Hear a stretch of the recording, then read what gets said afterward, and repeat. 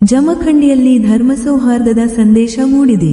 ಬಾಗಲಕೋಟೆ ಜಿಲ್ಲೆಯ ಜಮಖಂಡಿ ನಗರದಲ್ಲಿ ಹಿಂದೂ ಮುಸ್ಲಿಂ ಏಕತೆಗೆ ಒಂದು ಉತ್ತಮ ಉದಾಹರಣೆ ಕಂಡುಬಂದಿದೆ.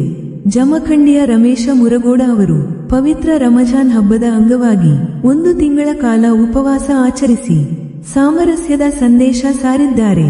ಈ ಕುರಿತು ಮಾತನಾಡಿದ ಸಮಾಜದ ಪ್ರಮುಖ ಮುಸ್ತಾಕ್ ಚಂಡೆ, ಹಿಂದೂ ಆಗಿದ್ದರೂ ರಮಜಾನ್ ಉಪವಾಸ ಆಚರಿಸಿರುವುದು ಧರ್ಮಗಳ ನಡುವಿನ ಏಕತೆಯನ್ನು ತೋರಿಸುತ್ತದೆ ಎಂದು ತಿಳಿಸಿದ್ದಾರೆ.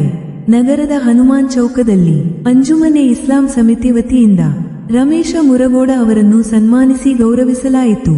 ಈ ಸಂದರ್ಭದಲ್ಲಿ ಅಲ್ತಾಫ್ ಬಾಗವಾನ್, ಯೂಸುಫ್ ಮೋತಿವಾಲೆ, ಶಕೀಲ್ ಬೇಪಾರಿ, ಮುಸ್ತಾಕ್ ಝಂಡೆ, ನಿಸಾರ್ ಮಕಾಂದಾರ್, ಸಲೀಂ ಮಕಾಂದಾರ್, ರಫೀಕ್ ಮುಲ್ಲಾ, ಮುಬಾರಕ್ ಮಕಾಂದಾರ್, ಯೂಸುಫ್ ಬಾಗವಾನ್ ಸೇರಿದಂತೆ ಅನೇಕರು ಉಪಸ್ಥಿತರಿದ್ದರು.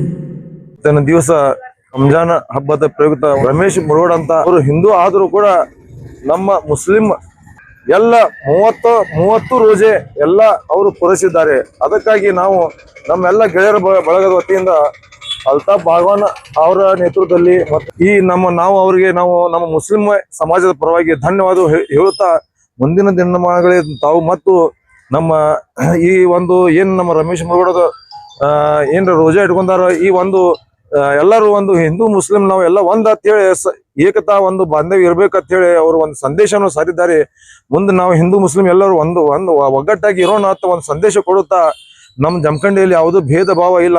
ಈಗ ನಮ್ಮ ರಂಜಾನ್ ಹಬ್ಬದ ನಮ್ಮ ಪ್ರಯುಕ್ತ ಪವಿತ್ರ ರಂಜಾನದಲ್ಲಿ ತಾವು ಏನು ಇಟ್ಕೊಂಡಿರಿ, ನಾ ಮತ್ತೊಮ್ಮೆ ತಮಗೆ ನಮ್ಮೆಲ್ಲರ ಪರವಾಗಿ ಧನ್ಯವಾದ ಹೇಳ್ತಾ